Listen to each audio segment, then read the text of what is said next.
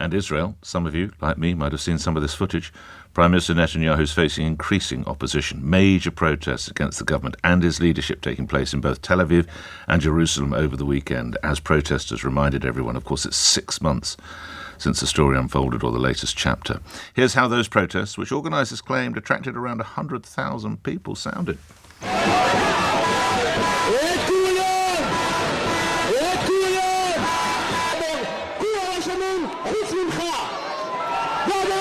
All right, let's bring into the conversation now Patrick Wintour, who's diplomatic editor at The Guardian, joins me now. Patrick, good to have you on board.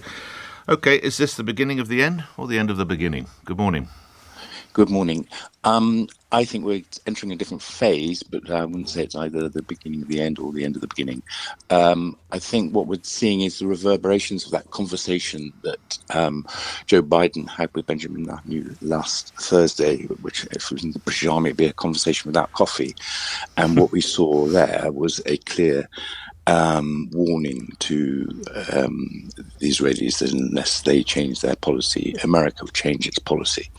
And within hours of that, we have seen changes that were deemed to be impossible previously about the way in which aid could enter Israel. And the second part of that conversation was a directive to Netanyahu to be more flexible in the talks that he has with Hamas in Cairo that are starting last night and will probably take some days. So those are the two changing pieces of the jigsaw. And I think what we're seeing with the troop movement, it sounds slightly more dramatic than it is. There's been a gradual drawdown in Israeli defense forces. I think they've now only got one brigade left in Gaza. That's roughly 4,000 troops.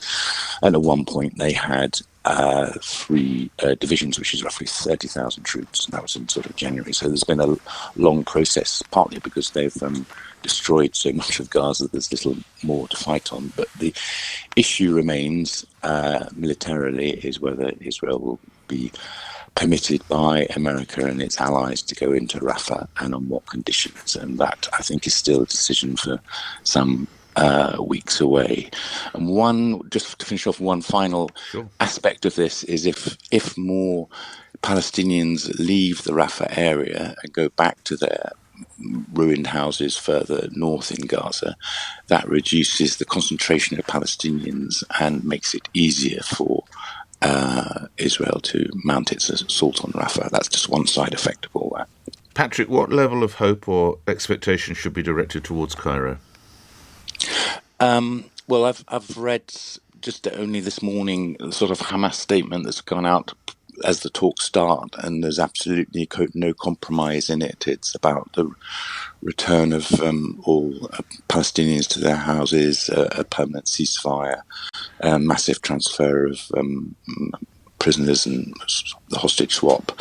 There isn't really a change in position on that, and the difficulty there is Israel and most of its allies are saying there can only be a temporary ceasefire and a transfer of hostages and prisoners. So that is a big problem. So I don't see an early solution to that. It was also noticeable that on Friday,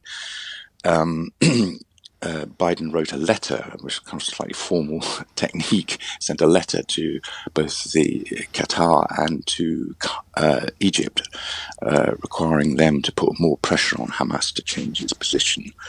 So I don't know whether we'll see any, as a result of that, any traction, because obviously Qatar has the ability to expel the Hamas negotiators or the political bureau in Doha, the capital of Qatar, if they wish to do so.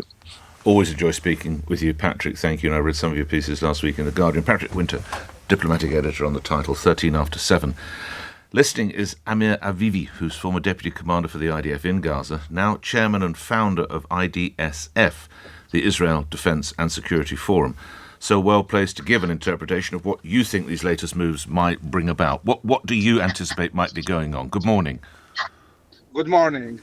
So basically, Division 98 operated for a few months in Khan Younis. It finished destroying the Khan Younis brigade, which was the second most stronghold of Hamas in Gaza. At this point, they are changing mode of operation. There is no point keeping the soldiers inside Khan Younis because they might be exposed to attacks. They are pulling them out to Israel, and they will start doing raids that will be based on accurate intelligence, just as we saw in the hospital of Shifa, where following the Israeli withdrawal from the north, many terrorists, almost 1,000, went into the hospital. They thought this will be a safe haven. Israel waited for all of them to go in and then launched an operation and apprehended all of them and also killed quite a few terrorists. This withdrawal from Khan Younis is also intended to enable moving the Palestinian citizens who are in Rafah to Khan Younis. We understand that Israel is preparing for a ground incursion in Rafah. Israel cannot win the war, cannot achieve the goals of war without going into Rafah and destroying the leadership of Hamas and reaching all the hostages. We have to remember that even if we manage to get a temporary deal, we're talking about 40 hostages out of 136. Hamas will be still holding many, many hostages. They won't be released without a ground operation. So this is what's going on now. Mr. Avivi, lastly, how convinced are you, or what do you pick up from sources about the health and well-being of the hostages? Is there not a very real possibility that some of them no longer be alive? We know that around half of them are not alive. We are very, very worried about the safety of all the other hostages. Every day that passes, we see, a real danger for their lives. We just found a hostage that was killed in January, and this is a hostage that the Palestinian Islamic Jihad has released movies before that he's alive. So they are killing the hostages. They are killing the hostages, and this requires Israel to really continue the pressure and reach these hostages and release them.